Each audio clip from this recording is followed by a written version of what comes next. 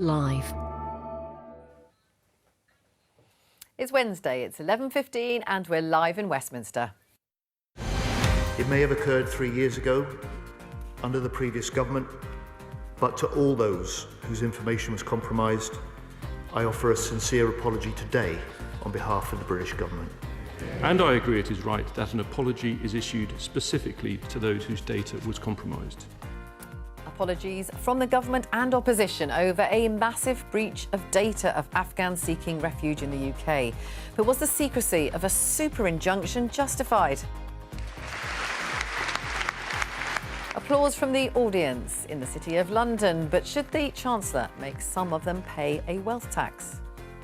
Switzerland has one. We'll find out how it works there. More than 1.25 million universal credit recipients aren't British citizens. Should eligibility for benefits be based on your immigration status? All that and Prime Minister's questions will bring you that live at noon. Joining us today, Labour MP Clive Lewis, Conservative peer Mark Harper, Associate Editor of Bloomberg UK Elva Ray, and political correspondent at The Sun Martina Bett. This is Politics Live.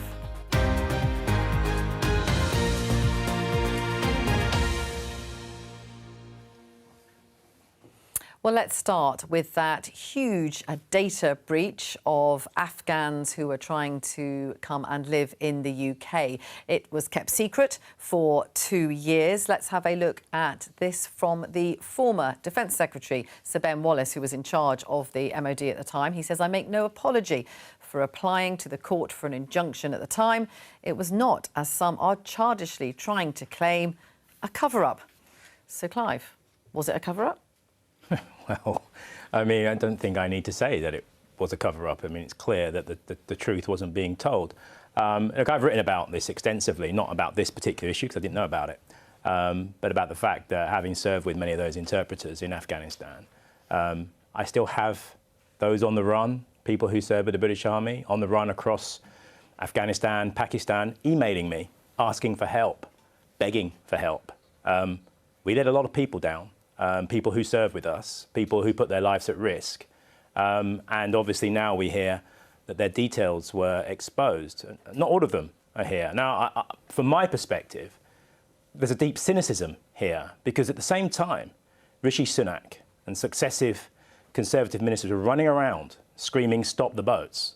They were running their own private safe route. But this was into obviously the UK. for a very different reason, wasn't it? On the data breach, are you saying that we should have known about it at the time? Well, I think a mistake was made.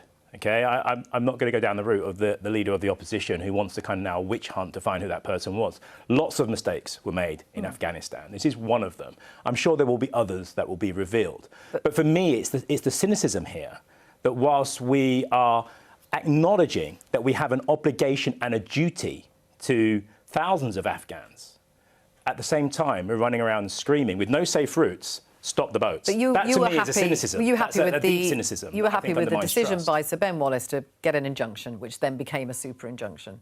I think protecting the names of those people who were put at risk was the priority. How we went about that is another matter, but that was the priority. And if that was the best way to do that, then so be it. But at the same time, to go around screaming, "Stop the boats," I think people at home will just find this deeply cynical. And what it does, it corrodes trust in politics. Not that we need anything else to undermine and corrode trust in politics, but I think it does. OK, Mark, do you think this was a cover-up, a justified cover-up, or not? Well, no, because I think that language is used for a particular reason. I think Ben set it out very clearly in his quote there in a bit of his interviews this morning. I think his priority, clearly a mistake was made, and I don't know what the MOD did in terms of disciplinary matters for that I understand relatively junior officials, so I just don't know.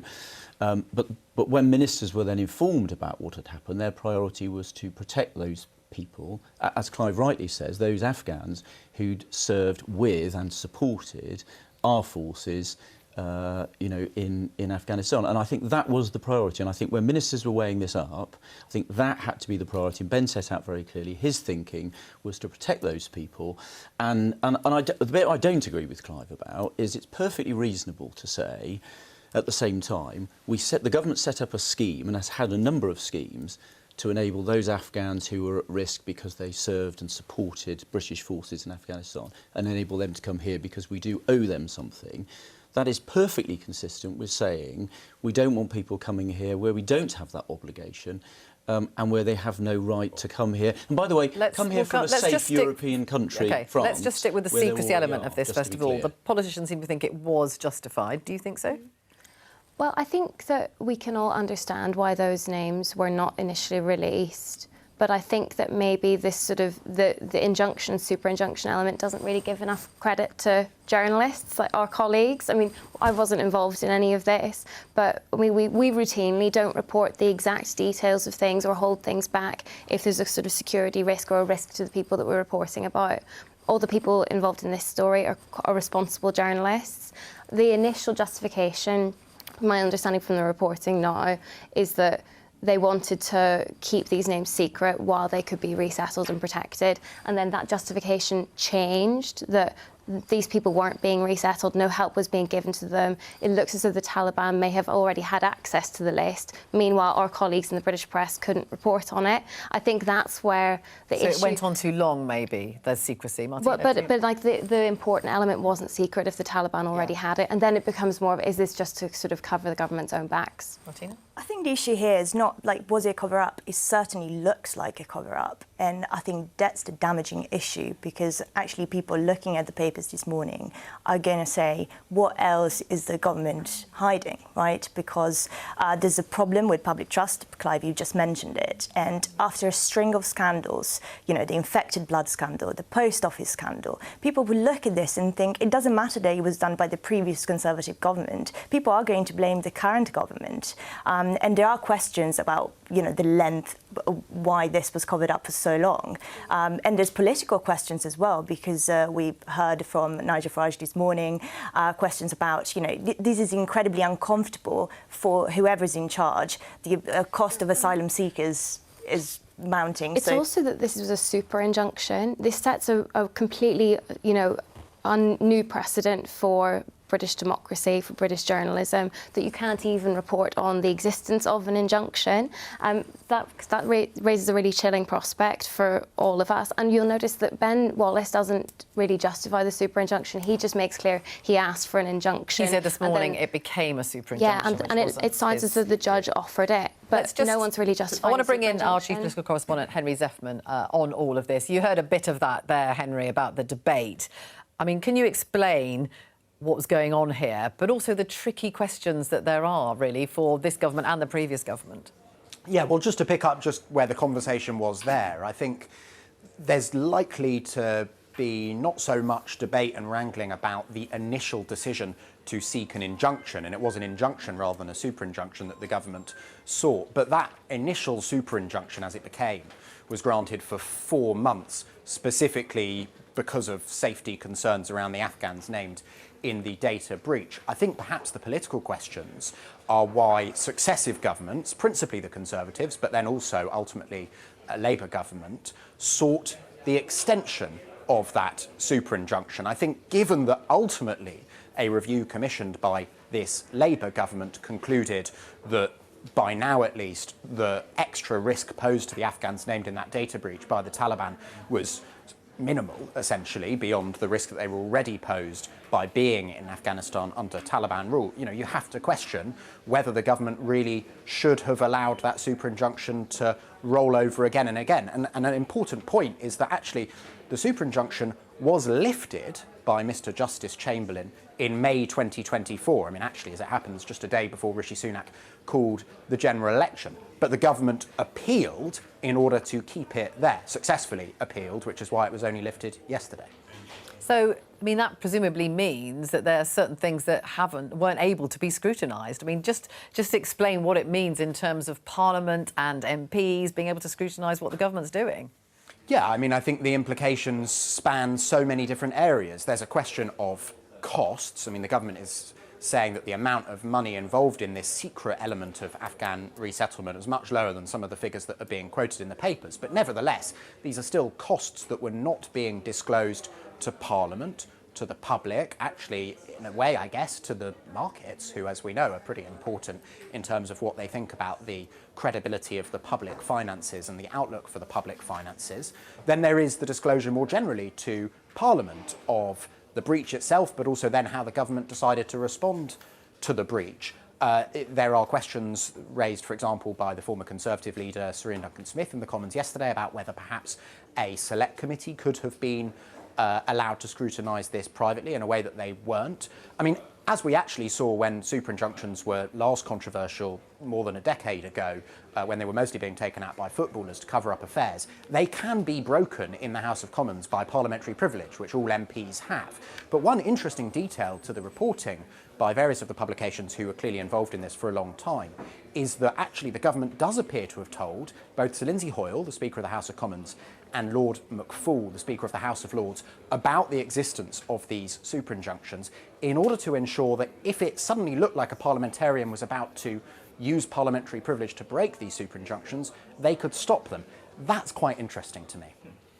Thank you, Henry. We'll see you a little bit later after Prime Minister's questions. I mean, Clive, that is quite incredible, actually, isn't it? It's deeply cynical. I mean, like, there's clearly a balance to be had between appropriate secrets that any state will have, keeping people safe, and then transparency. And I think this obviously very clearly, from what we can see, there's a deep level of cynicism that you extend the super injunction the day before you call a general election. I mean, because clearly politicians and newspapers in this country have spent years whipping up a storm about boats. It's now an issue. 63% of voters think this is a critical issue. I can't deny that. But how have we got to this point?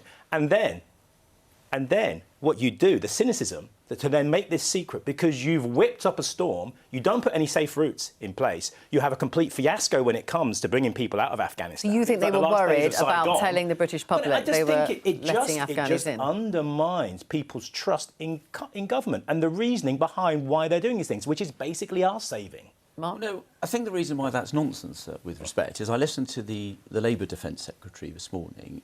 Now, they've been in power for a year. Now, the reason why he didn't provide the court with the information was because, and didn't just suddenly change this policy on day one, was because he rightly, in exactly the same way Ben Wallace did, wanted to make sure that the individuals were going to be protected. And he commissioned this review, and it was only when, as I understand it, this RIMA review was provided to the court. The court was then satisfied, as was the Defence Secretary, that the risk was minimal. So it seems to me that if what Clive is saying was true, if John Healey had thought that, he could have reversed this policy on the first day he became Defence Secretary. The fact he didn't was because he wasn't clear at that point that the risk wasn't there, and he's taken a sensible amount of time to have a proper look at it and then take a decision. So this wasn't a party political issue, this is two different governments. This is people being sensible about protecting individuals. No. I'm afraid that's I do think that is slightly selective quoting of John Healey this morning, because he did also say that this super injunction has made him feel very uncomfortable, and now I think his words were democracy can begin. Yeah, but he could have gone to court. He was the Defence Secretary. He could have gone to court the day he became Defence Secretary with government lawyers and instructed them to go to the court and have the super injunction overturned. But he commissioned the review that your government did. I think there's a lot of things he's involved. Hang on, one at a time. What I would say responsible for protecting those is that, Afghans. Okay, Martina. you know, I agree that you commissioned the review, but it was still in power for a year. And I think what we need to understand is to what extent politics played into this. What are the reasons why they decided? Was it just because of the security risks of the 24,000 Afghans they came here? Or was there something else? Was it politically awkward? As you mentioned, Rishi Sunak decided to appeal for a super injunction just before the election. So I think both governments are at fault, and there's lots of questions. As John Healey this morning said on the Today programme, this story is just beginning. Do we remember the context of this? We had the Prime Minister, Boris Johnson at the time, using his personal ability to fly donkeys out of Afghanistan before people. I mean, let's just remember the sheer scale of the chaos. That, we knew what was happening and the absolute shambles. As Johnny Mercer himself has said, this is just one part of a long chain of a very shambolic episode in British foreign policy. There are many of them, but this was one of them. So I think we have to see this in the context of that, with names being distributed out, donkeys being flown out before people. That's the context. Do you think there was a way, or could there have been a way, that Parliament could somehow have been told about this in secret? There was talk about the Intelligence Select Committee, for example. Could they have been told about it? Yes, I would say. Would that have been one way to try and get some I think it's handle on it? It's the transparency, it's the accountability. And we do have mechanisms within Parliament which enable certain trusted politicians, I don't think I counted as one of those, but certain trusted politicians to be able to see sensitive information and to hold the government to account. I think there's a technical reason, Ben Wallace said, why the Intelligence and Security Committee couldn't do it, because they look at MI5 and MI6. But surely there was a way that MPs could have been told. I just think that this sits in the context of something which wasn't the greatest chapter of this country. And we also know, and the thing for me is, there has been a whipping up of the issue of boats. And I think that has made the environment clearly, a day before the general election, something which is politically inconvenient in the extreme. Do you think they should have found a way of trying to get some MPs at least to have some oversight of this? I think that's a perfectly fair question, and actually one of the things perhaps now that we can do is ask ourselves, if a similar, set of events happened, is there a good mechanism where you can have a select committee or some sort, have a process where you can inform some parliamentarians, so there's some accountability, but without doing it more widely? I think that's a perfectly fair question to ask, and that's something I'm sure that parliamentary committees will look into. Elva, some have said that there hasn't been enough vetting of some of the people that have come here from Afghanistan, that there's a security risk around them. Do you think that's something that's going to be looked at in the coming weeks? Well, yes, and you can see the contradictory remarks between Ben Wallace, the Defence Secretary, and the Minister at the time, Johnny Mercer. He's the person who's been making that claim that some of the people who have come here haven't been appropriately vetted. It's a tricky one because once you're named on that list, this is a list of people who applied to come to the UK.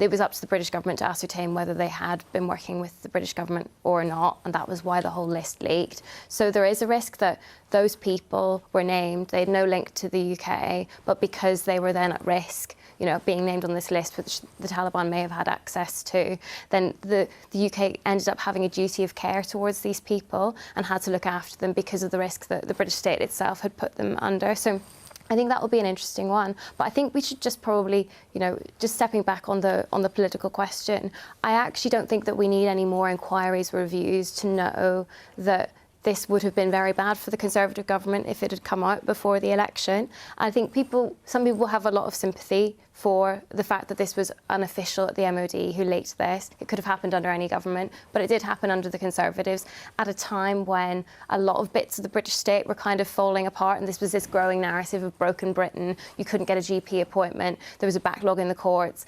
If suddenly it's also the British state has put the lives of tens of thousands of Afghans at risk right before a general election, that would have been terrible. You can see why it might have been convenient for the Conservative government not to have the information out. It's politically convenient. No, I'm very happy with the explanation that Ben gave. I think I'm sorry, Clive, if you're a minister and you've had some responsibility for security and keeping people safe, and I've had a modest amount of that in my career, you do take these issues very seriously, and those are at the front of your thinking. And I think Ben set that out very clearly this morning about focusing on that. And if you flip it around, I would much rather be here dealing with the questions we're dealing with than the alternative scenario in which the information had come out, many hundreds or thousands of those Afghans had been killed, and we were having to explain how that had happened. So I'm, weighing those two scenarios up, I'm very comfortable with this one, that we protected those people as best we could. We will have taken appropriate steps to check the individuals that were coming to the United Kingdom beforehand, and there are a whole range of ways that we do that, and that, in my experience, is done very carefully indeed to make sure that people that come here are not a threat to us or our population. And I'm glad we made that judgment, and it was a balance of risk. And as I said, the thing for me that I think it's pretty solid that you can see it was a security thing is that the present government's been in power a year and didn't alter the decision at the beginning. It took a careful, staged process, did a proper look at it, and wanted to assure itself about the security position before it changed that. And as I listened to the Defence Secretary this morning, and that was the right decision. I think that's what tells you. If they thought this was just a piece of cynical behaviour, then they could have reversed it straight away, and they didn't. So that's why I'm very comfortable with the decisions that we took, but also with the decisions that the present government's taken as well on this. And Martina, there's the question of the money, the cost of this as well. I mean, there hasn't been scrutiny of that either. There hasn't been scrutiny, and it's a lot of money. I think the report said it was going to cost around $6 billion. That's a lot of money. And also the question, you said we don't need an inquiry to say that why it was politically inconvenient for the Conservative government to block the information to be released. But also, the amount of the amount of money that is going to, be a worry for all the people reading this as well. Well, I mean, what was the alternative, though, to just to dump these people in Afghanistan and let them fend for themselves? I mean, look, at the end of the day, we went into Afghanistan. We employed many of these people. We utilised them in what we were doing out there. They were interpreters. They worked for the British consulate. They worked in different areas. They needed protecting. That comes at a price. You can, if you want, turn around and say, thank you very much. You're on your own. But I think the British public would have grave issue with that. And by the way, the actual amount, and I think Henry reflected this in his report there in your package, is a lot less than some of the headlines that we've seen today, a fraction of the number. Yeah. So, but Clive's right, we did have a duty of care to those that have worked with British forces, and I'm pleased that we fulfilled that as best we could. I accept the situation when we left Afghanistan, or rather the Americans triggered the leaving of Afghanistan, was clearly quite chaotic, but we did, I think, the best that we could in the circumstances. OK, let's have a little look at Rachel Reeves, the Chancellor, who last night was giving a speech, the annual Mansion House speech in the City of London, talking about her plans for the economy to an audience of financiers. Now, she didn't give much away about her plans, as you might expect, and there wasn't much talk of tax or any of potential new taxes that she might be looking at. But there is a lot of talk in Westminster, particularly about the idea of a wealth tax, which a lot of Rachel Reeves's Labour backbenchers are quite keen on the idea of that. Now, one country that does have a wealth tax is Switzerland. So let's talk to Tabia Nifella. She's a tax advisor based in Zurich. Welcome to the programme, Tabia. Can you just tell us how it works there? Hello, Ricky. Thank you. So basically in Switzerland, the wealth tax is levied on the worldwide assets, and we divide it up between the movable assets and the immovable assets. And the tax is calculated on a cantonal level, so it's not a federal tax, it's a cantonal communal tax. And the percentage also varies from canton to canton. So we're very canton specific. In that regard, therefore, there are a lot of different rules for each cantons. So it always is important to see which canton we're talking about. So that's the different regions of Switzerland, isn't it? So you're saying it's different in different parts? Well, we have 26 cantons, and every canton has a different way to apply it, has different tax rates and different free allowances. For example, we have the canton of Zurich, where, if you have $1 billion of assets, you pay 0.18%, and the canton of Zug, you have $1 million of assets, you pay 0.14%. And is it a controversial idea there? Because it is quite controversial politically here. Or do people just accept it there, that's what happens? Well, they accept it in the great scheme of things, right? Because they see what they get for it here in Switzerland. Like, basically, for the taxes they pay, what do they get from the state with regards to, I don't know, streets or new buildings and things like that. And on the other side, we have to consider that we don't have capital gains tax. So what the wealth tax does is kind of like tax the wealth on an ongoing basis. It makes it very dependable, very calculable in comparison to a capital gains tax, where you can't really calculate or estimate what the taxation will be from those gains.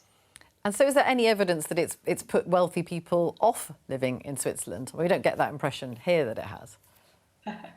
Yes, sometimes it does. Also, we have right now a bit of a discussion of including also inheritance tax, because that's one of the beneficial factors as well. We have the wealth tax, but we don't have the the inheritance tax. We have a discussion right now where there might be some inheritance tax from 50 million onwards. So that's something that sometimes puts people off. Also, if you're looking at really wealthy people, if you have 100 million wealth, then in the canton of Zurich you pay, around 650,000 Swiss francs, and in the canton of Zug you only pay 230,000. So it really does matter which canton you move to. Okay, Clive, you're in favour of a wealth tax, are you? How do you think it would work here? So I think there's a longer term and a short term thing. First of all, I think we have to acknowledge that we have a tax system which disproportionately taxes income rather than wealth, and more of GDP has been generated by wealth over the last 20 to 30 years. That's something we need to take more into account.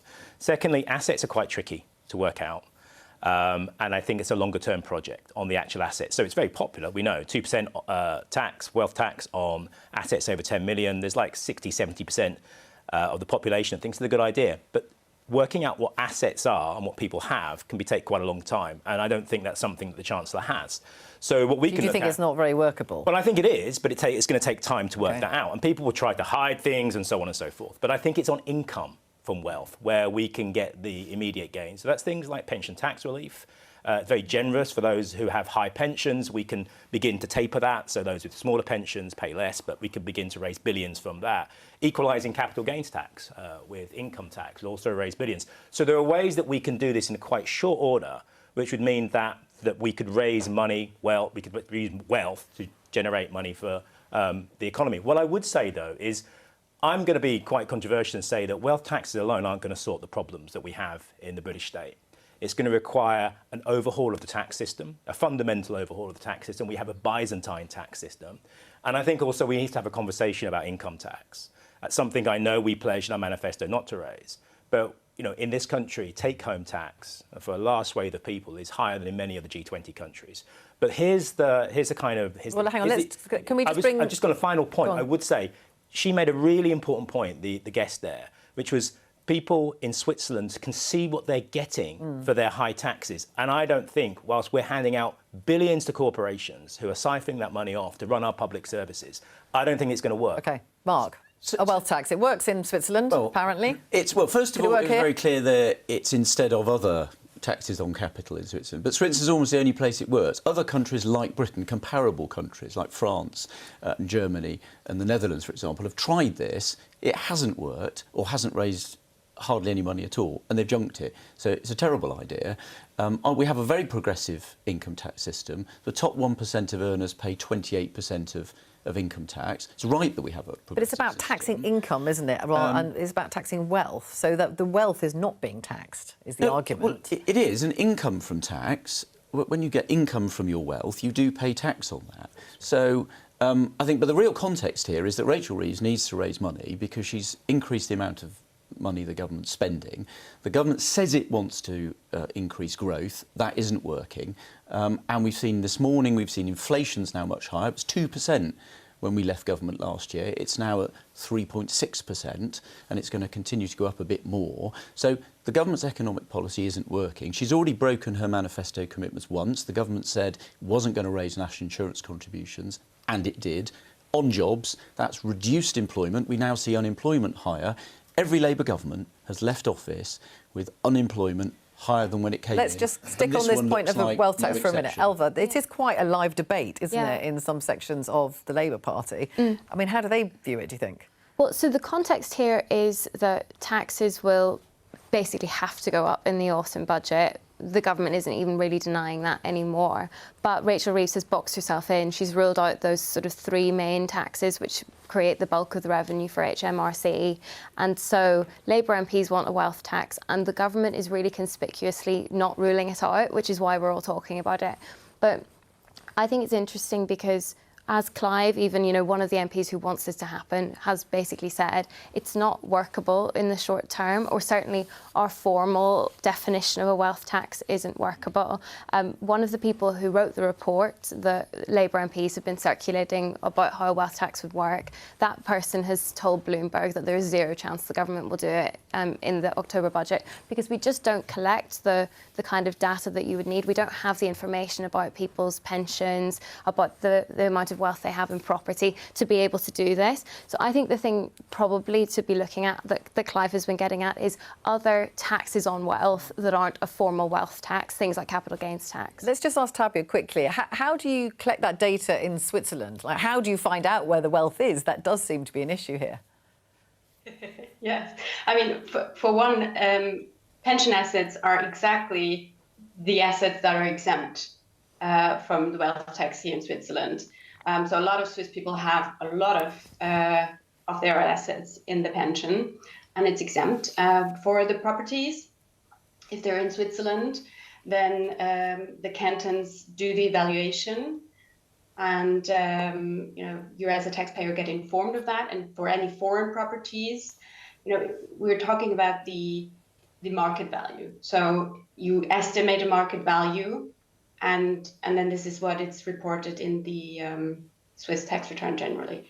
It should be very close to the actual market value, but of course recognizing that you might not know the exact value. So it's a self-declaration point of view. Okay. Martina, I mean, do you think that it could work here? And do you think that, I mean, I was saying actually last week that, quoting a minister, off the record, of course, saying, I'm sure we'll end up doing a few things that target wealthier people. We want to be able to tell Labour MPs privately that it's a wealth tax while calling it something else in public. Yeah, it's just really... We'll come back to Clive on that in a minute. I just find it really interesting how Rachel Reeves, a couple of months ago, she rolled out a wealth tax. She was in the House of Commons. I think one of your colleagues asked her, and she said, that's a terrible idea. And I think she's not going to do it. At the same time, in the last couple of weeks, we've heard from Number 10, not ruling out this wealth tax. And why is she doing that? To keep the Labour left happy at a time where there have been, you know, a few revolts in the Labour Party. Now, I do not think that's a good strategy, because we know that lots of people, lots of billionaires have already left the country. Britain has lost more billionaires than any other country in the last 2 years. And this uncertainty is just going to drive more people out of the country. Well, let's just write, Clive, quick word on that. I don't agree. I mean, you've got an organisation called Patriotic Millionaires begging to be taxed more. So I think, look, I think if I could just, I think the issue, that's charity.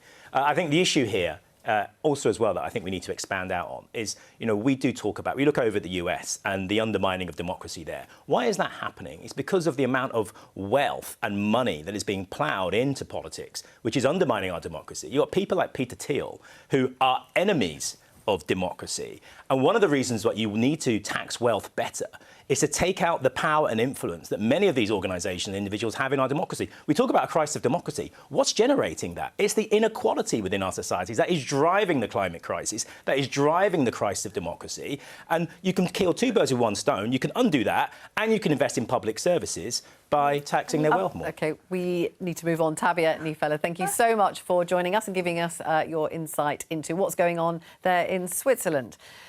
Now, for the first time, data has been published which shows the immigration status of those claiming universal credit. And our political correspondent, Ian Watson, is beaming in from the central lobby of the House of Commons. What do the figures show us? Yes, a very busy and noisy central lobby, Vicky, ahead of PMQs. The figure shows that nearly 8 million people are claiming universal credit. The vast majority are UK citizens, more than 83% of that total. But 1.25 million people who are not UK citizens are also in receipt of universal credit. Most of them are people who came from the EU pre-Brexit and who retained the right to live and work, and they did to claim benefits here in exactly the same way as UK citizens. Of the rest, well, more than 100,000 people who are granted refugee status also claim universal credit. And we should remember that universal credit isn't just an unemployment benefit. People in low-paid work can claim too, and almost half the EU citizens are in work, and more than a fifth of the refugees are in work as well. There's then a more intriguing category, people who are here temporarily. 75,000 of them are claiming universal credit, even though usually this group would have no recourse to public funds, as the jargon goes. I've asked the DWP for more information on that, and they say there are exceptional circumstances which can apply. For example, people who are victims of modern slavery, people fleeing domestic violence. But there's little doubt that this whole question of eligibility for benefits has now become highly political. The Conservatives have been pressing for more information on this. Rupert Lowe, the ex-Reform UK MP, now an independent, has been pushing for this to be published as well. The government is stressing, though, that anyone who comes here illegally is not given any state benefits whatsoever. Okay, Ian, thank you very much for that. And as you say, it has become a political issue already. Let's have a look at this tweet from Chris Philp. He is the Shadow Home Secretary. He says, these are staggering figures and are clear proof that the Labour government's lost control of our welfare system. Under Kemi Badenoch, we've set out a clear, common-sense position. Universal credit should be reserved for UK citizens only. This is about fairness, responsibility and protecting support for those who've contributed to this country. Well, that did have to be clarified and corrected afterwards. So now, Mark, what is your party's policy? Well, look, I think having a system where people that come here have to make a contribution before they can get any support, I think is very sensible. And as you heard from Ian setting out the numbers there, the bulk of the people this applies to are people that came here under the European regime when we had to treat them the same as British citizens. Obviously, for future, we wouldn't have to do that. So I think having a system where we're very clear when people come here as migrants that they don't have recourse to public funds, and we set out clearly what you can and can't get, I think is quite sensible. And that's but he got confused, didn't he? But Chris Philp got confused. He was saying that no universal credit, he was saying in that tweet, no universal credit should be given to people coming here, when actually the policy seems to be that you don't get personal independence payment or the health element of it. So he's actually exaggerating what the policy is. Well, I don't know what I'm not on the front bench, so I don't know what the But do you think no universal credit should go? I think the principle that if you come here as a migrant, you shouldn't be able to turn up and start claiming benefits, I think is a sensible one. And as I think it was reflected in your package, the standard immigration system says that when people come here, they don't have recourse to public funds. I don't think you can claim it straight away. They're talking about people. It could be people who've been here for a long time. So you don't have recourse to public funds. Now, the question is, how long does that last for? At the moment, I think the standard is it lasts for 5 years. I think looking at that and making sure that people have to make a contribution and looking at the rules around that so that it's more tied to what you put in, I think is actually very sensible. And I think that's the thrust of what we're setting out there. Clive? I think, first of all, you'll need to understand that whatever we do to people who come from other countries will probably be reciprocated for people who go to their countries. So that's the first thing. So there's a relationship there that we need to take into account. I think in terms of people who are coming over here and seeking asylum, I mean, one of the things that I think we should be doing is when they get here, allowing them to work. Most of them want to work. We don't allow people to work. We're one of the few countries that don't allow that. That would clearly, whilst they're waiting for their asylum to be processed, they go into the world of work, they're earning income, they're paying tax. But what about those who don't?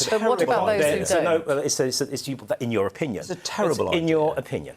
And allow them to work, and obviously then they'll be contributing, and if they're allowed to stay, they'll actually have work experience, they'll be working. Just like Mark, why is it a terrible idea? If you say that the second somebody turns up in Britain and puts their hand up and says they're claiming asylum, they can start working, that is a massive draw and a massive incentive for people to come here. You just have even more people coming here. Okay, so I think that's what, in your opinion. So I think the other thing as well. Well, informed by my experience as immigration minister. Do you think it would be a draw? And look at the situation we're in as immigration minister after 14 years. I think the issue here, though, is but that would be a pull factor, as they call it. The French have already complained about so-called pull factors. Allowing people to, if you want, look, either these people are a burden on our society, or we enable them to pay and contribute. We need to make a decision, right? One or the other. So if I can just finally say, though, I love the fact that we've just gone from talking about wealth taxes, where Mark here is adamantly against them.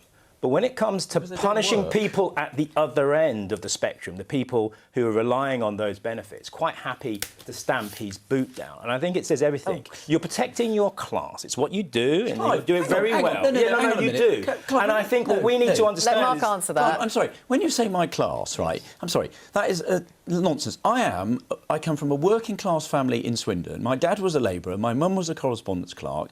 I went to a state comprehensive and I'm the first person in my family to go to university. This class hatred nonsense it's not class of yours hatred, it's a class is rubbish. analysis. You're It's making absolutely you're making completely judgments true, because you're making looking out for the interests of the people that you represent in one at a Parliament, time. which is what the Conservatives do. You do it very Let well. Mark You're answer making that. judgments about me, knowing nothing I'm about listening my... to you. Hang on, knowing nothing about my background. I don't need to know about your because I'm a Conservative. Your thing about class. It's not true. You're assuming. I've had 14 years that I of come watching from a your certain class and your background politics, because of my politics. to be able to see Nonsense. what you do. It's Total not nonsense. You've spent 14 years looking after your class, the wealthy, the rich, the corporations, my and look at class, the state of our working class country. people who want to get on in life, No. and want to contribute, and want as to long as you put don't a fall sick, contribution as long as you're in. not disabled, No. as long as you, that's pretty much. Look what you've done to the NHS. Look what you've done to public services after 14 years. You can sit there and sigh, but I'm afraid it's true. And for you to sit there and wash your hands like Pontius Pilate, no, not happening. Absolute nonsense. Look, I was the disability minister. I sorted the PIP system out. I made sure it made fast decisions. I care about disabled people. It's not my government that was just about to take £5 billion off disabled people to save money to sort out. No, I wanted to reform the system so that it helps people that need the help, but doesn't give money to people that don't. And your prejudice that you just demonstrated there about what you think Conservatives support and what background we come from because of the party says more about you. I said what you do now. I said about your policies. No, yes, the class you you represent. The class you represent. Which I think says more if about you're ashamed you. of that, then leave the Conservative Which Party. says more about you, Clive. No, it doesn't say anything about me. It's about me being able to observe what your politics are. Let's bring Martina in here. Well, what I would say about the pull factors of what you were talking about earlier, about letting migrants arrive here and allowing them to work immediately. You were talking about the French. The French said that this is a bad idea. The reason why they wouldn't do a deal with us until last week was because they see the system in place here in Britain as too lax, as too relaxed, because there was a Sun investigation a couple of weeks ago that found out there were lots of illegal migrants that within days of arriving here were able to jump on a delivery bike and work illegally in this country. So it is a problem, and it is a problem that the French have said many times that it is a problem. In terms of the people on universal credit, I think the numbers are too high. The government recognised yesterday that the numbers are too high, and it's not fair. What do you mean generally, or do you mean those people who are foreign nationals? Those people that are foreign nationals. The government yesterday, when asked about it, Number 10 said those numbers are too high. It's not fair. We're working to reform the system. And what they want to do is basically you can claim UC after 5 years that you've got indefinite leave to remain. What the government is looking to do is to extend that to 10 years, which is what other countries are doing. And actually, when you mentioned earlier that, lots of people here, they're arriving here, are claiming UC, have got a reciprocal thing with other countries. Actually, the UK is very generous when it comes to comparisons with other countries. But is there an issue where someone could come here, they could work for several years and contribute, but then they're not entitled to help if things get harder for them? Well, they've got 5 years, there needs to be a limit. And if you look across European countries, there are limits to how much foreigners can claim when it comes to benefits. And I think there needs to be. Now, in terms of what the government will do, it's a white paper. This thing to, extend it from 5 years to 10 years will come, we don't know, because it's a white paper and there's no plans, but that's the government's intention. Ava, if we could just look at this from The Sun, which says benefits scandal, £6 billion migrant universal credit bill is obscene. This is from Katie Lamb, who's a Conservative MP. I mean, you can see she's going further than the actual policy, saying that they need to be more hardline on this. I mean, what's going on here? I mean, she's an interesting one. Just to put it on the record, I think she's a sort of rising star, like in the Tory party, kind of carving out a niche for herself. But like future leader in a few years, possibly. She's being really, really punchy on this kind of thing, and she's really cutting through. We're talking about these kinds of issues on Politics Live. You can see that she wants the government to go further.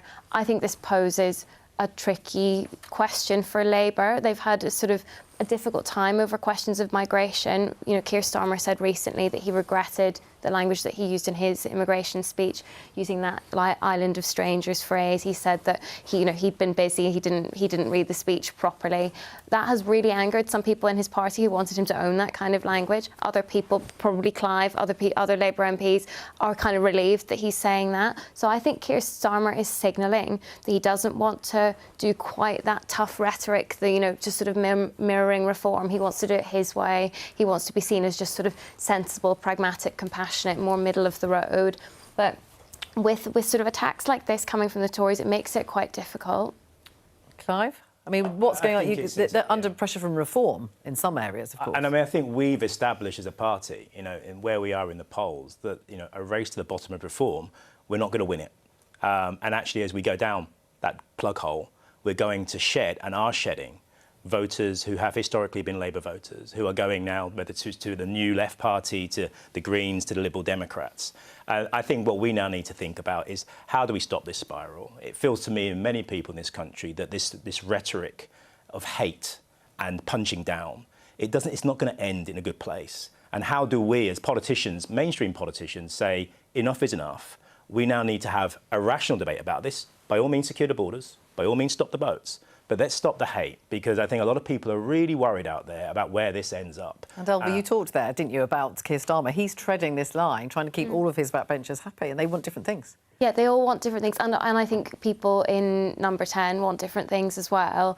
And sometimes Keir Starmer himself, as a man, as a politician, is quite hard to read. And sort of his instincts get imposed on him or pushed on him by the people around him. But he has signalled that he wants to take a different line, that he thought that line was a bit too tough. But this is all in the context of that sort of crisis around the welfare vote, which was really only, you know, that was quite recent. They're still kind of letting the dust settle on that. We're kind of in this limbo waiting to see what Keir Starmer does next, and we haven't really seen the answer yet. Martina? Yeah, I think your signal also there is quite weak, because if you looked at the last few weeks, you turned on the welfare package, which now is not going to raise, you know, save any money. The 5 billion squeeze was not even going to scratch the surface, because we're still going to spend 100 billion every year in 2030. That's more than the entire GDP of the economy of Slovakia. So the numbers we're talking about are extremely big, and the Labour Party can't do anything about it now, because they've U-turned on this. The Conservatives have got an open door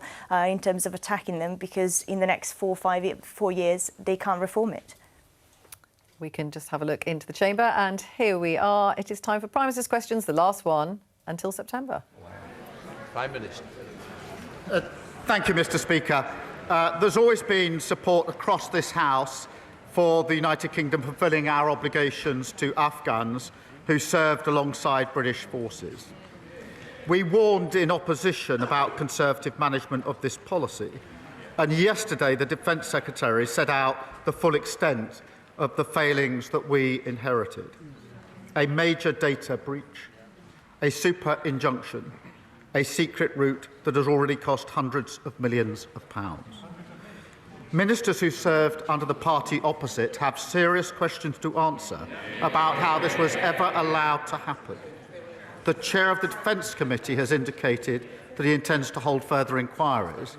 I welcome that, and hope that those who were in office at the time will welcome that scrutiny. Mr. Speaker, President Macron's state visit last week saw us secure historic agreements, coordinating our nuclear deterrence, a major investment in Sizewell C, and a landmark returns deal, a crucial next step in restoring order to our immigration system. Tomorrow, Mr. Speaker, I will host Chancellor Merz for further talks on our security and the economy. This morning I had meetings with ministerial colleagues and others. In addition to my duties in this House, I shall have further such meetings later today. Colin. Thank you, Mr. Speaker. Families in Burton and Uttoxeter are watching their smart meters like hawks and dreading that moment when their energy bill lands on the doorstep. So I welcome Labour's Warm Homes discount that is going to mean £150 off energy bills for millions of people across this country, providing meaningful support in these difficult times. Can the Prime Minister set out how this is going to help support families in my constituency and around the country? Prime Minister. Well, I thank him for his question. I, of course, met his constituent Nicola in her kitchen, and she told me about how hard she's working to support her 3 children, but the past decade has let her down with false promises and public services array.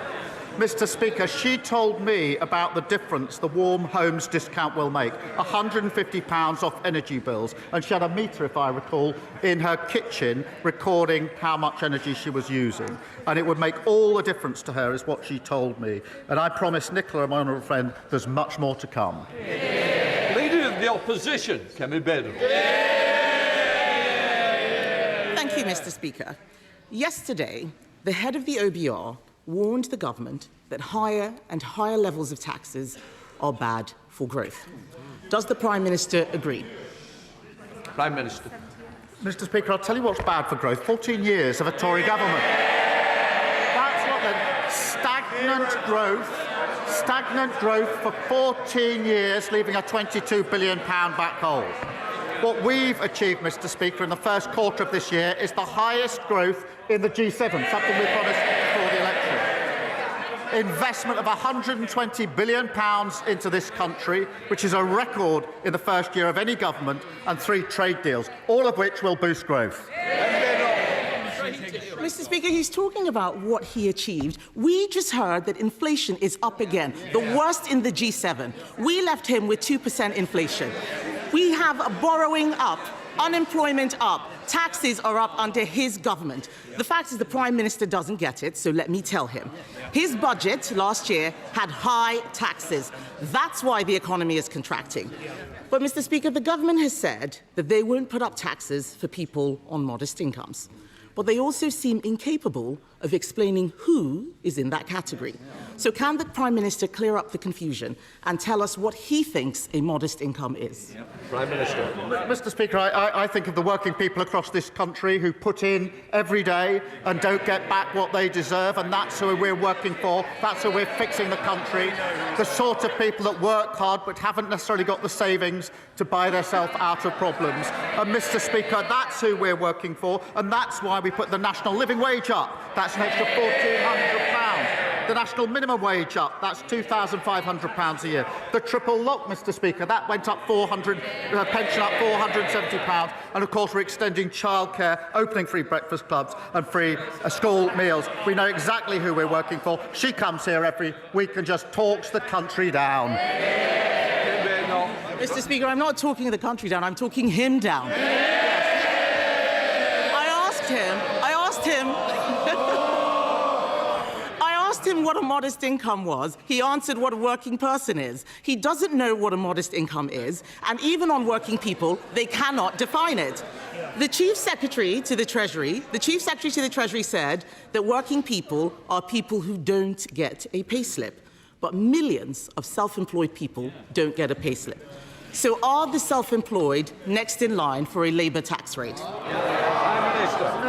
The self-employed were the very people who suffered under their watch, repeatedly suffered under their watch, particularly, if I remember, during COVID, and when they didn't get the support that they needed. But she talks the country down, she cherry-picks. We have created, Mr. Speaker, since we've been in government, we've created 380,000 jobs, the employment rate is up, and inactivity is down, the complete opposite of what we inherited. I don't know where these 3,000 jobs are coming from. Unemployment has gone up every month under his government. And perhaps he should speak to farmers and small business people and find out what those working people think about his government. But, Mr. Speaker, that's not all. We know the Chancellor is launching a review into pension contributions. It's as clear as day why this is. It is because the government is considering taxing them. Does the Prime Minister agree with me that a tax on pension contributions is a tax on working people? Prime Minister. Mr. Speaker, we made absolutely clear manifesto commitments, which she asked me about last week and we're keeping to. I'm not going to write the budget months out from the budget. But, Mr. Speaker, I'm proud of the decisions that we took to invest in our NHS, to invest in our public services, all the decisions that they opposed. And it's no wonder that after a first year of a Labour government, business confidence is a 9-year high. That's longer than she's been in government. Mr. Speaker, 384,000. I'm not withdrawing, I'm going to repeat. Business confidence is at a 9-year high. Mr. Speaker, he says he's not going to write the budget, but his Chancellor is on the front of the Daily Mirror talking about what she's going to do on taxes. So why can't he do the same in the chamber? Yes. But I asked him about pension contributions. The truth is he doesn't want to talk about pension contributions. It's all right for the Prime Minister. He has his own special law to stop his personal pension from being taxed. But let's be honest, Mr. Speaker, this is really about choices. My party knows that there is an alternative to tax rises. It's cutting spending, something that they are too scared or perhaps too weak to do. We offered to work with him to reform welfare and make meaningful savings. But his refusal sent a signal, and now the cost of borrowing is rising. The budget is in November, that is months away, and the markets may not wait. What will the Prime Minister be doing over the summer to get a grip on the cost of borrowing? Prime Minister. Mr. Speaker, they left the most incredible mess in the economy, and now they think that they can lecture others. I think just last week their chairman said that they've done the necessary apologising for the 14 years of failure. They've done the necessary. I didn't hear an apology for the lowest living standards in living history. I didn't hear an apology for the £22 billion black hole. I didn't hear an apology for the Liz Truss mini budget. So maybe she should like to stand up and make that apology now. Mr. Speaker, he's not doing... Yes. Mr. Speaker, he's not planning on doing anything this summer to fix the economy. The shadow of the last budget is hanging over the entire country. Just yesterday, only the Conservatives supported the two-child benefit cap, because only the Conservatives believe in living within our means. Not Labour, not the Liberal Democrats, not Reform. But it's the end of term, Mr. Speaker, so why don't we go through his end-of-term scorecard? The economy is contracting. Inflation, highest in the G7. Unemployment, up every month under this government. Spending, out of control. Borrowing costs, more expensive than Greece. And this is just the first year, Mr. Speaker. The Labour Party should be ashamed of what it is doing to the country.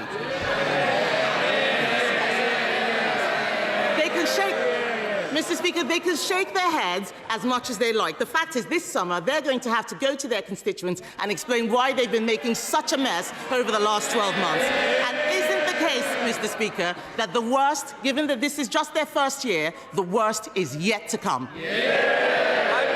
We're happily going to go to our constituents. We're going to tell them we promised 2 million extra NHS appointments and we delivered 4 million extra appointments. Mr. Speaker, I've got to upgrade that. It's now 4.5 million extra appointments. So we're going to tell our constituents that. Then we're going to tell them about the free school meals we're rolling about, the free breakfast clubs, the free childcare and school uniform costs. We'll tell them about that. And then when we've done that, we'll move on to affordable houses and tell them about the £39 billion we're investing. When we've finished that, we'll tell them about the rail and road upgrades across the country, the £120 billion investment, and, of course, the 3 trade deals. And, Mr. Speaker, we're only just getting started.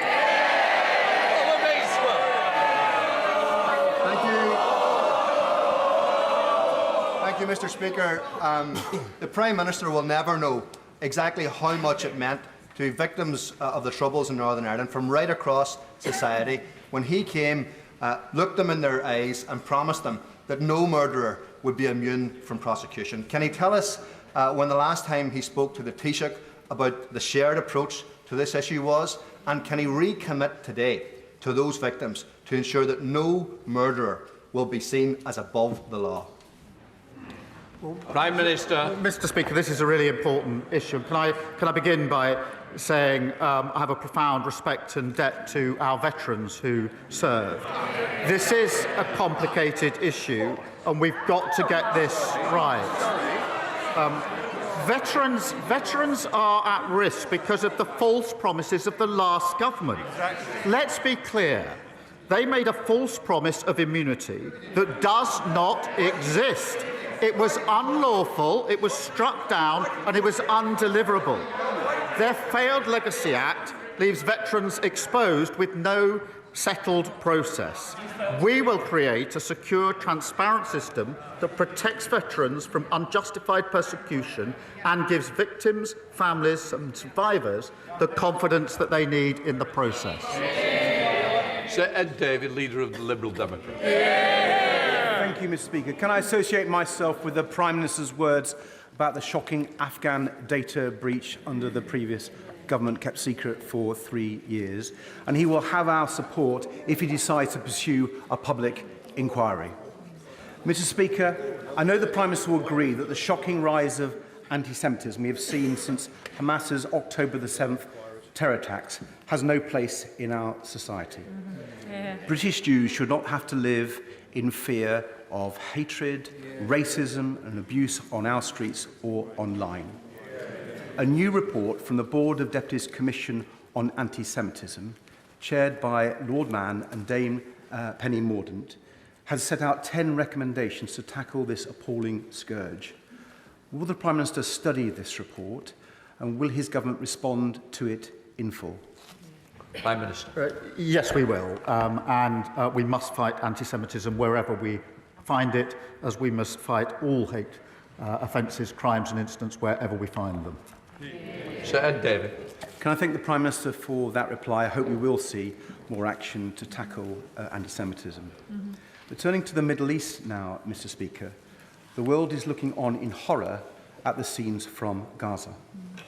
And now Netanyahu's ministers want to lock the whole population of Gaza into effectively a giant prison.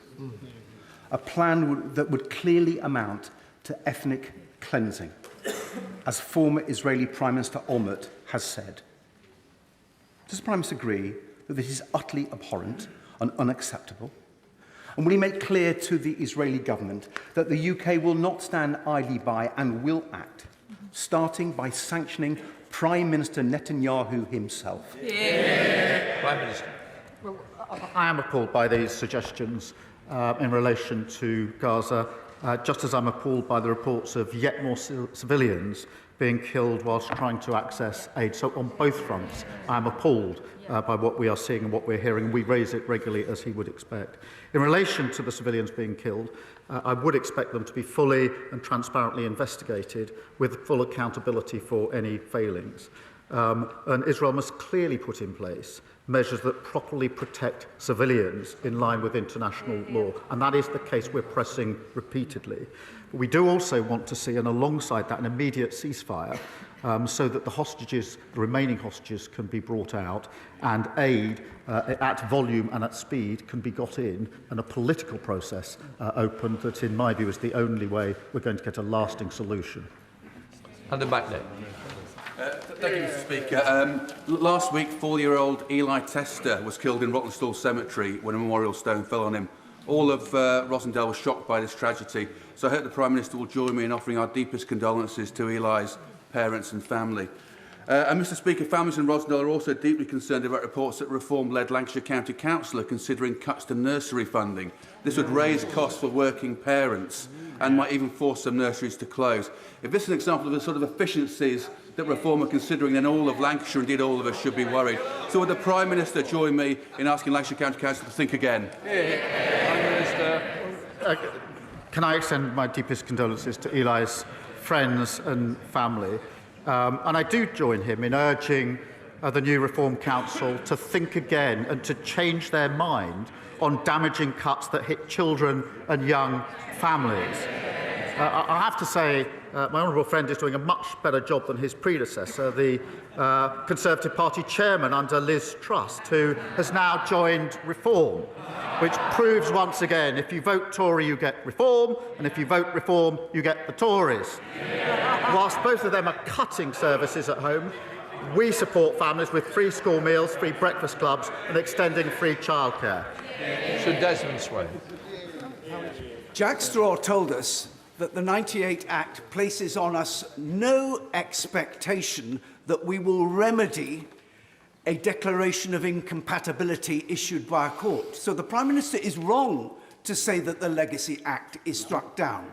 But his own proposals, which open the door to compensation to Gerry Adams and place in jeopardy our own servicemen, present enormous difficulty to those of us who have served, increasingly on his own benches. Will he consider that?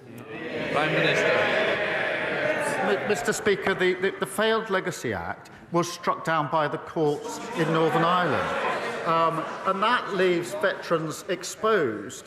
What we're doing is creating a secure, transparent system that protects veterans from unjustified persecution, but also gives victims, families and survivors the confidence that they need in the process. Paul Wall. Thank you, Mr. Speaker. Workers in Rochdale on the minimum wage received a much-needed pay rise this summer, thanks to this government. But honest businesses are being undermined by the menace of illegal working, particularly illegal working by illegal migrants from Iran and Iraq in bogus barbershops and fake vape shops. So will the Prime Minister agree with me that we need to speed up the rollout of digital ID, particularly to help our police and immigration staff crack down on this grey market that ruins our high streets and undercuts the workers' pay of British workers? Well, my honourable friend is an excellent champion for Rochdale and a strong supporter, I know, of his local police and trading standards teams. Since we came to power, Mr. Speaker, we've ramped up enforcement raids on illegal working. Arrests have gone up by 50%, and we're tightening the law on delivery drivers. Digital ID will help us tackle illegal working, and we're rolling out the use of e-visas to have digital records of immigration status and checks to allow on-the-spot checks of anybody's right to work. James McCleary. Severe pregnancy sickness, hyperemesis gravidarum or HG, can mean vomiting more than 20 times a day. It causes physical discomfort, acute malnutrition and severe dehydration, which often leads to hospitalisation. It has profound and long-lasting mental health consequences. Recently, it was reported the woman took her own life after being denied access to the only licensed treatment, Zomvia. Tragically, her unborn child died too. The drug is licensed and available, yet women face a cruel postcode lottery to access it. Will the Prime Minister work urgently with the Department for Health to end this scandal so that every woman who needs Zomvia can get it wherever she lives? And will he meet with me and campaigners to look at this as a matter of urgency? Prime Minister. Well, thank him for raising this really important issue, and obviously incredibly sorry to hear about the tragic case that he mentions. As he will know, the availability of this drug is regulated across the NHS by NICE, who make decisions on which treatments provide the best care for patients whilst maintaining value for money with the taxpayer. But I will make sure that he gets a meeting with the relevant minister to see what more can be done to get this treatment to patients who need it. Navandu Mishra. Thank you, Mr. Speaker. Mr. Speaker, in Stockport, approximately 20% of families live in social housing. After Stockport Liberal Democrat and Conservative councillors blocked the Greater Manchester Spatial Framework proposal in 2020, the need for social housing is even more critical. Far too many families are living in insecure, overcrowded accommodation, waiting years for a suitable family home. I welcome Labour's record-breaking £39 billion investment into social and affordable housing, and I want to make sure that communities like mine in Stockport are prioritised. So can I ask the Prime Minister to confirm that these homes will be built, they will be affordable, and will he look again at suspending the right to buy? Prime Minister. Mr. Speaker, we are delivering the biggest boost to social and affordable housing in a generation, and proud to do so. Our £39 billion investment will deliver around 300,000 sociable and affordable homes, with at least 60% of homes delivered for social rent. Mr. Speaker, whilst we don't intend to remove the right to buy, which helps social tenants get on the property ladder, we're reforming the scheme to protect social housing stock and encourage councils to deliver more new homes. Sir Julian Smith. Mr. Speaker, a much better understanding of the particular needs of autistic and neurodiverse children is vital to expand capacity in mainstream education for SEND pupils. Can I urge him, as he looks at this bill over the summer, the SEND bill, to introduce mandatory training for all teachers and all staff on autism and neurodiversity? Well, Prime Minister. Can I thank him for that contribution, because parents and children have been failed far too often. We are committing an additional £1 billion into SEND, but there must be meaningful reform alongside it, and new teachers must have the appropriate training. So we're committed to reviewing, to working with parents and teachers, and we'll take away his suggestion. And I invite him and others across the House to work with us on this important reform, because I think this issue has been raised more than any other with me at Prime Minister's question. It's clearly a broken system. It needs reform, and if we can work together across the House to get it right, I think that is the least we owe to parents and children across the country. Thank you. Blocker.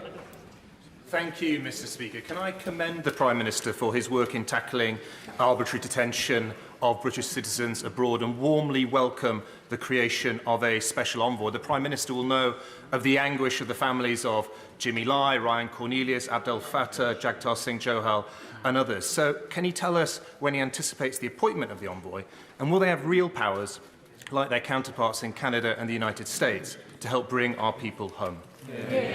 Prime Minister. Well, can I start by thanking him for his work on the APBG, championing the plight of British nationals facing the most difficult circumstances overseas. We do routinely raise these cases with international counterparts, as he would expect, and we're deeply committed to getting them home and united with their loved ones. As part of strengthening support for British nationals overseas, we are working at pace to get the envoy role set up, and I'll make sure that he's kept updated in relation to that. Blake Stevens. Thank you, Mr. Speaker. Government plans for English devolution and NHS reform suggest that integrated care boards should align with new strategic authorities. The government's plan for Bedfordshire won't currently achieve this. So what assurances can the Prime Minister provide that local NHS reorganisation will be good value for money, improve local accountability and deliver the healthcare services needed to serve my constituents in rural mid-Bedfordshire, including the much-needed GP surgery in Wixhams? Prime Minister. The points you make about good value for money and accountability are really important. They're embedded in the work we're doing with the NHS at the moment, which is improving under our watch, not only the waiting lists, but in other respects. The 10-year plan for the NHS, which is intended to ensure that the NHS is fit for the future, has a number of principles, including principles of local accountability. Brandish. Thank you very much, Mr. Speaker. On the 11th of June, Alexander Dennis announced that it was planning to stop bus manufacturing in Scotland. My honourable friend from Falkirk and I have both met with the workers, the trade unions, the company and both UK and Scottish Government ministers to see how closure can be averted. Alexander Dennis needs commitment of orders for 2025 and 2026, and elected mayors are ideally placed to do this. Our industrial strategy is right when it says where things are made and by whom matters. So, can the Prime Minister assure Alexander Dennis and the workers that he believes bus manufacturing should have a future in Larbert and Falkirk? Prime Minister. I'm grateful to him for raising this, and I'm deeply concerned. It is a deeply concerning time for the workers and their families in Falkirk. I do agree, and we're working with mayors and local leaders to develop a pipeline of future orders for zero-emissions buses, and that's an important aspect here. And the Minister of Local Transport is hosting an urgent meeting of the bus manufacturing expert panel. Mr. Speaker, while Labour mayors in England are ordering Scottish buses, the SNP are ordering buses from China, just like they ordered ships from Turkey and Poland, not Scottish shipyards. The SNP should be backing Scottish workers. Graham Stewart. Thank you, Mr. Speaker. Could I begin by warmly congratulating the Prime Minister on his first year in office, acknowledge that the Labour manifesto was beautifully written, deeply moving, and like that other great blockbuster of hope and redemption, The Salt Path, a total pack of lies.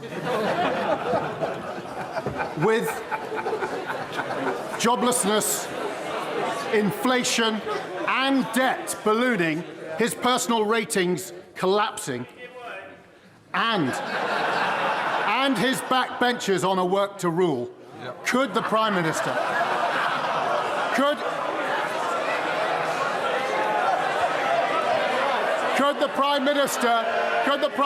recommend? Come on, let's get on with the question. Could the Prime Minister recommend a summer recess read in order to take all our minds away from the calamitous journey on which he and the Chancellor have embarked? I think most of their backbenchers are already on their summer recess, looking at the benches opposite, Mr. Speaker. We are very proud of our manifesto. It was a very successful manifesto, giving a landslide victory, and now we're very proud to be implementing it. Thank you, Mr. Speaker. And let us be clear in this House. Israel is starving Palestinian children. That is a war crime.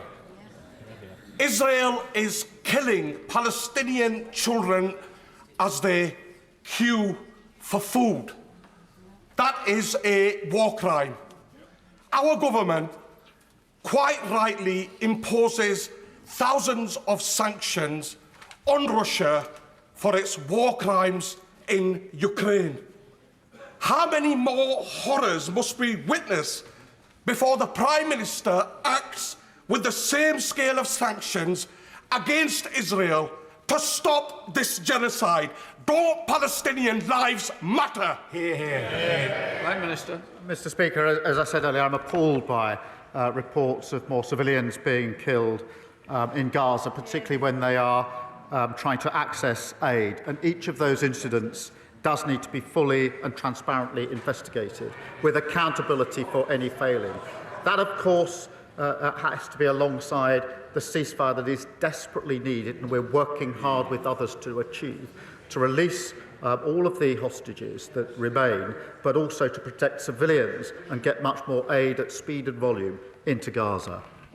Lincoln John.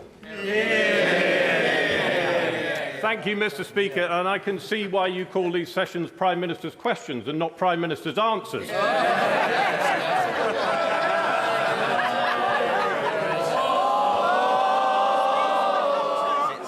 If it carries on, there will be no more. Come on, Lincoln John. Thank you, Mr. Speaker. Following the magnificent success of the England cricket team earlier on this week, and the triumphal return of Mr. Jofra Archer, would the Prime Minister agree that what he needs to get from his ministers over the next 12 months is more pace and less spin? Prime Minister. My ministers have delivered on the NHS, on the economy, on rail, etc. He needs a break. Thank you, Mr. Speaker. Successive Conservative governments failed to invest in the North East transport infrastructure, whilst the Labour government is already changing that with the £1.8 billion recently secured for the region. Upgrading Moor Farm and Seaton Burn roundabouts can build on that, unlocking growth, and it's supported by local people and businesses. Does the Prime Minister share my disappointment that rather than support my campaign for upgrades, the Conservative leadership in Northumberland County Council are actively undermining my lobbying efforts to deliver this game changer for the North East? Prime Minister. She's doing a superb job for Northumberland, and I'm happy to set out what we've delivered. Over £400 million of funding for Northumberland County Council this year. That's a 5.8% increase this year, Mr. Speaker, an 80% increase in the number of homes starting construction in her area, a near £30 million increase in funding for Northumbria Police, and 14 free breakfast clubs in Northumberland, supporting over 3,000 children. That's the difference a Labour government makes. Thank you, Mr. Speaker. During my meetings with guests on the Homes for Ukraine scheme in my Newton Abbot constituency, they are telling me that they are worried about their visas running out, even with the 18-month extension. They see reports of Ukrainians being refused asylum in the UK since it's said to be safe to return to Ukraine, even while Putin's missiles explode in Ukraine cities in record numbers. Some of their children are working through 2- or 3-year education courses and are frightened of having to leave. Will the Prime Minister meet with them and myself to hear their plight and offer them some hope in this uncertain and dangerous world? Prime Minister. Well, I thank him for raising this, and we're proud to have offered or extended sanctuary to over 300,000 Ukrainians and their families throughout the visa scheme since the invasion in 2022. We do need to provide certainty and security for Ukrainians in the United Kingdom, and we will provide an additional 18 months permission to remain in the UK and continued rights to live, work and study here as well. James Brett. Thank you, Mr. Speaker. In 2017, I led a select committee inquiry that warned of an emerging disaster in SEND. Those warnings went unheeded by the Conservatives, who left behind a broken system, which even they have admitted since is lose, lose, lose. Can the Prime Minister confirm that this Labour government's rebuilt SEND system will be shaped by listening to the needs of SEN families, never again ignored, but served in the best traditions of a Labour government?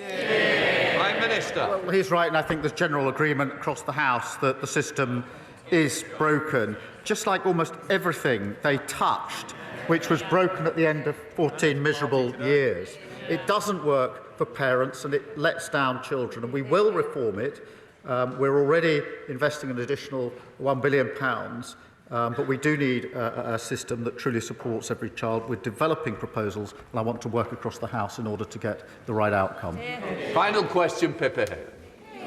Thank you, Mr. Speaker. Yet again, we're suffering record-breaking heat waves and drought, which are worrying people in my constituency of South Cambridgeshire, which are both the fastest-growing and the most water-stressed area in the country. The proposed Fens Reservoir is important, but will only provide water for the already ambitious house-building plans, not the thousands of new homes that the government proposes. Does the Prime Minister agree with me that the water crisis in Greater Cambridge is a deal-breaker for the government's growth plans, and will he help me urgently convene a ministerial roundtable with the Cambridge Water Scarcity Group? She's right to draw attention to the drought and the question more generally of reservoirs. It is shocking that a new reservoir hasn't been built for a very, very long time, not at all in the previous 14 years. We are rebuilding now, and we're doing that alongside the infrastructure and housing that we also need to build, and we'll work across the House on that. We'll let the front benches change over. So that brings us to the end of Prime Minister's questions today, and in fact for quite a while, because we are having Parliament breaking up for the summer next week. So the Prime Minister may or may not be happy that he won't have to do that again until the beginning of September. The Conservative leader, Kemi Badenoch, asked him about tax, trying to get him to define who working people on a modest income might be. And of course, the other issue there was the MOD data leak involving Afghans wanting to come to this country. Joining me for this part of the programme, Treasury Minister James Murray, Shadow Treasury Minister Gareth Davis, and also, of course, our Chief Political Correspondent, Henry Zeffman. So, tax. I mean, there's a lot of talk about tax, and we have ministers obviously not wanting to write the budget now, but there's no doubt that's what everyone is talking about. Yeah, and I can make a bold prediction, Vicky, which is that when PMQs is back in a few months' time, it will also be pretty similar to the questions that we're hearing about, and with good reason, because the question of how the government is going to handle the run-up to the budget, which will probably come in October or November, is a massive question, not just economically, but politically too. And what you saw Kemi Badenoch pressing Sir Keir Starmer on was actually a comment made by one of his ministers, Heidi Alexander, the Transport Secretary, at the weekend, when she suggested that the government was going to try to avoid increasing taxes on people with modest incomes. That's a slight change, though I'm not sure it was a deliberate change to the government's previous formulation about working people. And Sir Keir Starmer talked there, as he actually has done before when asked to define some of these phrases. He talked about people who don't necessarily have as many savings as some other people, as the people he doesn't want to hit. I mean, I think just take a step back and we should reflect that what is basically the unspoken assumption of all the debates taking place in Westminster and all the private conversations I have with people on both sides of the political divide is that taxes are going to go up in the autumn, at least for some people. That is significant. James, taxes are going to go up. Which ones? Well, look, we've started having lots of speculation about what's going to happen in the autumn, and in fact there was a debate about it in Parliament yesterday.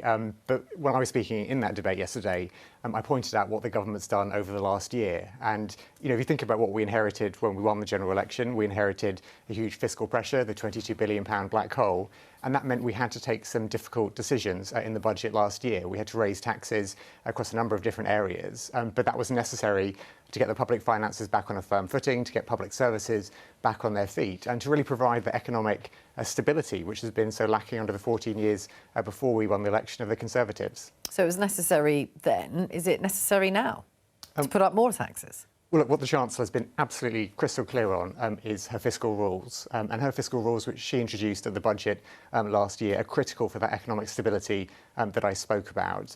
Those fiscal rules have also enabled greater investment. So as a result of those fiscal rules, it's enabled an extra £120 billion of investment. And actually, the reason why that's so important is because that investment is critical not only to rebuilding our country, to having the transport and the homes that people need, but also to boosting economic growth. And actually, growth is the part of this conversation which, you know, Henry and others haven't yet talked about, but growth for us is central to making sure that we put our country in a better place. The problem is there isn't much growth at the moment, and her fiscal rules also mean that she has to fill what you could call a black hole. Well, in the first quarter of this year, the UK was the fastest growing economy in the G7. Yeah, but that hasn't continued, has it? Well, the IMF and the OBR have uprated their growth forecasts over the course of this Parliament. You've already seen the reforms that we've made to the planning system, which, again, the Office for Budget Responsibility said, yep, these are the real deal. These are going to boost economic growth as well as getting hundreds of thousands of more homes built. So for us as a government, you know, I appreciate the questions are about tax, but actually the way to put the public finances on a better footing is to get the economy growing, and that's why we're so focused on making that happen.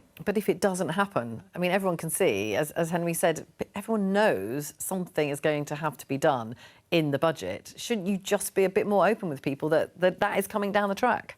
Well, I'm also not going to speculate ahead of an event in the autumn for which the date... Well, not the specifics, but just generally, taxes are going to have to go up. The date hasn't even been set for the budget yet, and there is a process where the Office for Budget Responsibility produces their forecast, the Chancellor takes decisions in the round and sets them out. You know, this happens under our government. It was a bit more chaotic under the previous government, how it all worked out. But, you know, what's important and what the Chancellor set out is that her fiscal rules are non-negotiable, because having them as the basis of all the decisions she takes provides that stability which underpins investment and growth. So, Gareth, stability, that's the main thing, and that is what Rachel Reeves has brought. I think if you talk to the average person out there, businesses in particular who've been hit, you know, with the national insurance tax rise especially, they'll just say they want certainty, that this overhang now of which taxes may go up in the autumn. It's not a question of if taxes are going to go up now, it's a question of which taxes are going to go up. It's a mess created by this Chancellor. They're going to be a year and a half into government, where they've spent too much. They increased spending by 70 billion on pet projects like GB Energy and the National Wealth Fund, which we now know have been completely debunked as useless, while at the same time racking up taxes to the tune of 40 billion extra, which has essentially slowed growth. Yes, we had a good positive quarter in the first part of this year, but you know, the stats before that was 0%, 0.1%. You know, it's not been a great track record so far. And so we're in this situation where taxes are going to go up. We saw today inflation is now up to 3.6%. They inherited 2%. That puts uncertainty in terms of the market, because it doesn't just hurt families at the shop, it hurts businesses who want to borrow more if interest rates stay higher for longer. So it's a potent combination of uncertainty and a depressed economic situation. But you obviously don't want to see big tax rises. So what would you do? Well, it goes back to, you know, there's a number of things that we wouldn't have spent money on, which now mean that they need to raise taxes, right? So they've created their own, as you say, black hole. You know, I mentioned GB Energy at £8 billion.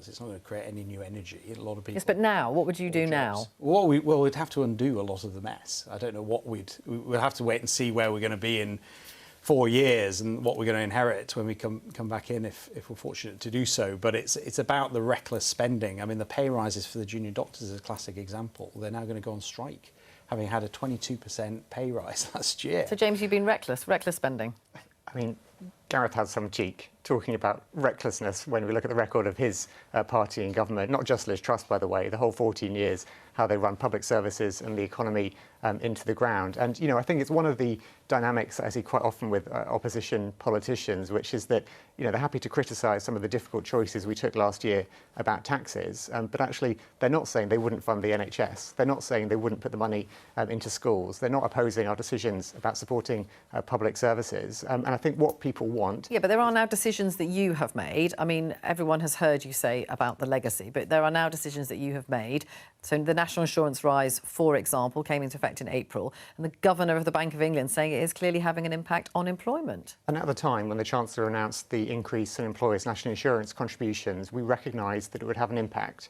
You know, we recognise that businesses would have to So it's a price worth paying? Well, no, we recognise it would have an impact. People losing their jobs. We also know that getting the NHS back on its feet is good for people across the country and good for businesses, because businesses want a workforce that is healthy, a workforce that can engage in the jobs market, that can get back to work. That's so important for the future of our country, and that's why those difficult choices had to be made.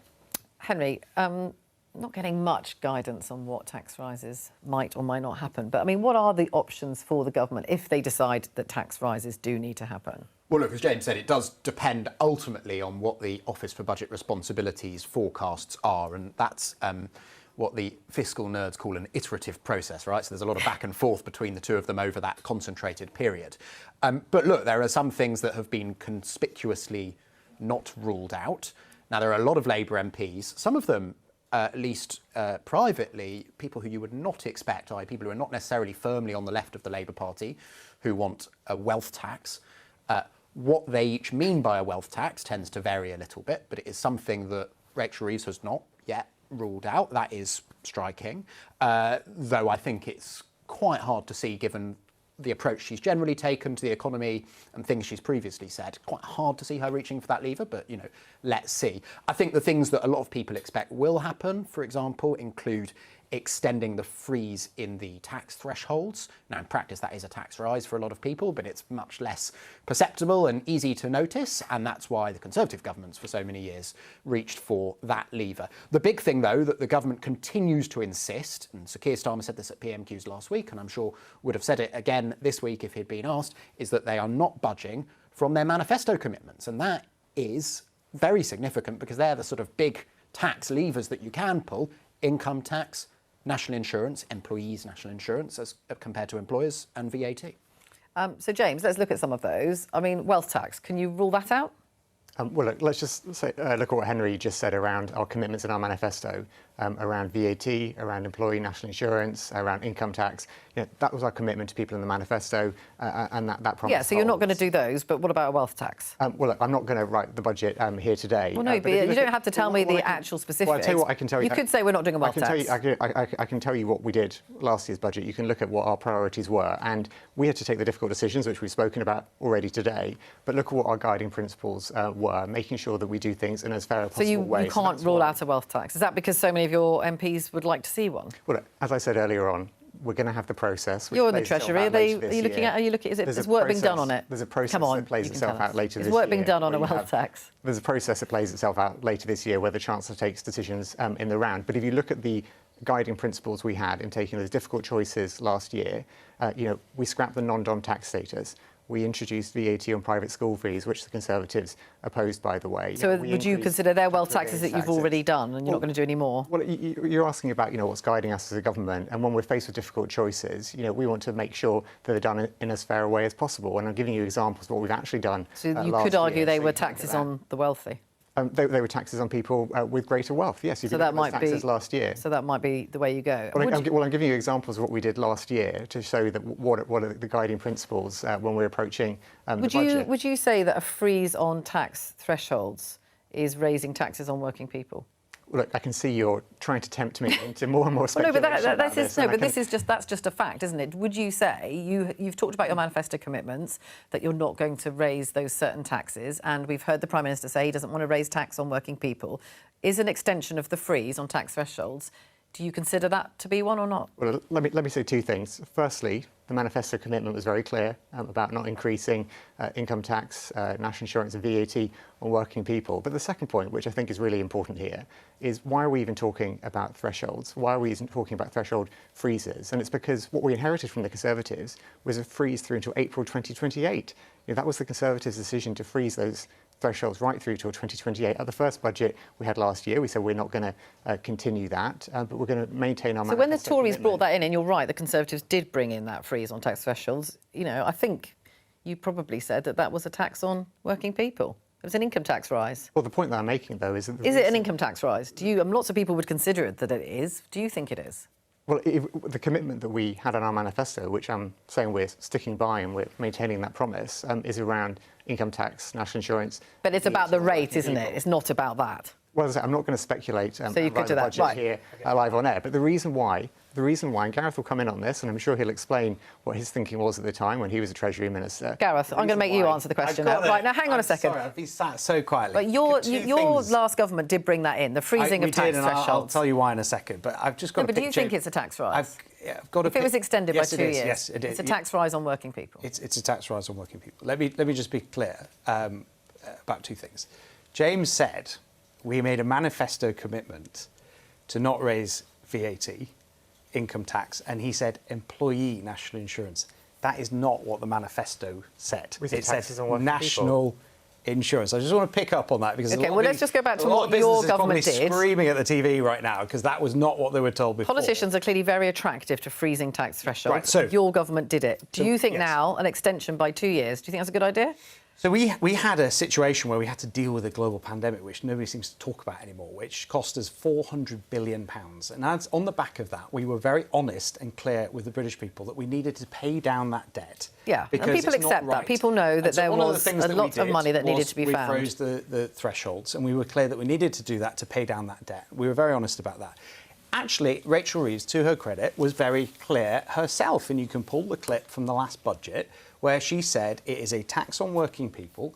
It is it's a jobs tax essentially. It's a there's loads of comments about this. James has previously ruled it out publicly, including through the last budgetary process. But what is interesting now is that they are not touching it. They're not going to rule it out because I think it's going to happen. Okay, unless you're going to tell me that it's not going to happen. Right, well, I think let's move on because we have been around the houses on this somewhat. One of the other issues that came up at Prime Minister's Questions was about this huge MOD data leak, which was the details really of thousands of Afghanis who were trying to come to this country. What did you make of what the Prime Minister said?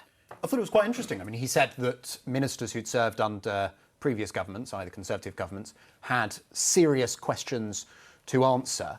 I mean, that sort of added an extra level of politics to this story. I mean, understandably so, in the sense that this is a very serious story in lots of different ways. Clearly, a lot of people will just be flabbergasted that the government had managed to have this data leak, even if it might have been one relatively junior person who accidentally did it. Of course, it was accidental. Nevertheless, it is an extraordinary thing to have leaked. Then there are questions about the level of secrecy that was sought and then granted in the courts. I mean, I think just on a sort of factual basis, it is true that we will now see ministers from previous governments called to Parliament and so on to account for themselves. And we've heard on various BBC outlets this morning Sir Ben Wallace, who was the Defence Secretary when this leak was discovered, talking about his initial decision to seek an injunction. I think actually that's a bit of a red herring because within a few days he wasn't Defence Secretary anymore. Grant Shapps, I think he might be Sir Grant Shapps as well, I can't actually quite remember, but Grant Shapps was the Defence Secretary for the bulk of the time in which the government sought the maintenance of this super injunction. Because it had to be renewed, exactly. And actually, in May 2024, the judge, Mr Justice Chamberlain, said the super injunction could no longer be justified. As it happens, it was the day before Rishi Sunak called the general election. And the government then appealed, so they actively sought for the super injunction to remain in place. But look, then we should also say that the option was available to this new Labour government at pretty much any point to go to the courts and get this super injunction overturned. That didn't happen until yesterday. And that's meant, Gareth, there's been no scrutiny of what has been going on. Now, all sorts of elements of that, including the money, including the people coming here, none of it. I mean, was it right that Rishi Sunak, right at the end of his tenure, decided to renew this?